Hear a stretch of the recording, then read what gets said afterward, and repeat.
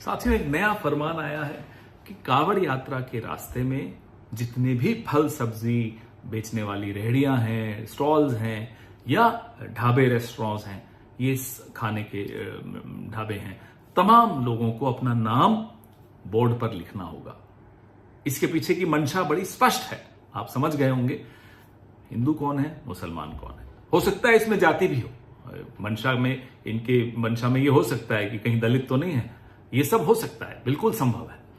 लेकिन हमने इसका कल जब विरोध किया तो जवाब आया, जब हलाल लिखा होता है तब तो आपको कोई आपत्ति नहीं होती। हाँ, बिल्कुल नहीं होती। जब शुद्ध शाकाहारी ही लिखा होता है तब भी हम नहीं पूछते कि साहब ये शुद्ध शाकाहारी जिस रेस्टोरेंट के बोर्ड पे लिखा हुआ है, इसका मालिक क्या हिंदू है, मुसलमान है, जैन है, सिख है, क्या है, हमें कोई फर्क नहीं पड़ता। हमें शुद्ध शाकाहारी खाना है, हम जाकर खा लेते हैं।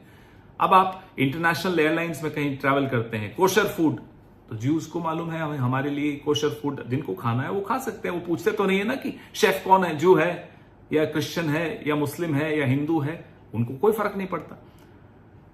ठीक वैसे ही मैं शाकाहारी खाता हूं तो मेरे को ये नहीं पूछना उचित समझता कि बनाने वाला कौन है। ये करना जो ये कांवड़ यात्रा पे ये प्रपोज कर रहे हैं, इसके पीछे मंशा है इकोनॉमिक बॉयकॉट ऑफ मुस्लिम्स को नॉर्मलाइज करना। कैसे आर्थिक बहिष्कार का सामान्यकरण करना है मुसलमानों का। तो इस मंशा को तो हम कामयाब किसी के लिए नहीं होने देंगे। वो हिंदू के लिए करें हो, मुसलमानों के लिए करें हो, किसी के लिए भी करें, हम नहीं होने देंगे। अब मीट एक्सपोर्टर्स हैं बड़े बड़े 4-5 जो हैं, अल कबीर कौन है मालिक, सबरवाल। अरेबियन एक्सपोर्ट्स कौन है मालिक, कपूर।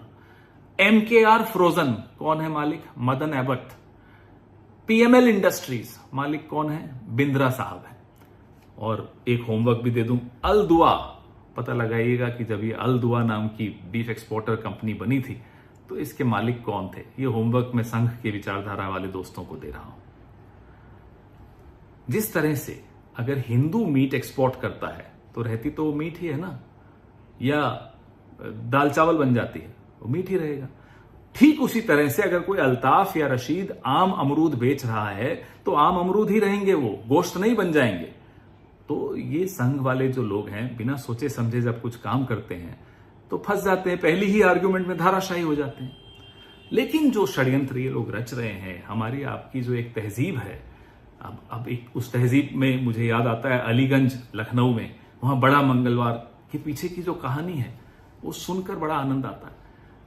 दुर्गा पूजा हो, भगवान जगन्नाथ यात्रा हो, सब में कैसे मिलजुल कर इस तहजीब में हम लोग एक दूसरे के त्योहारों में हाथ बटाते हैं, तैयारियां करते हैं।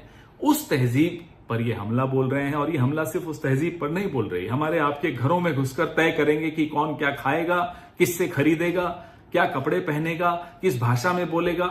इनको अपने घरों में घुसने से रोकिए।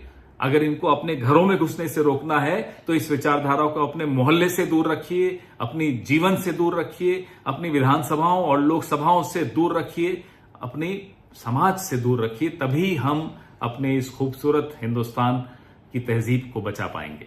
जय हिंद।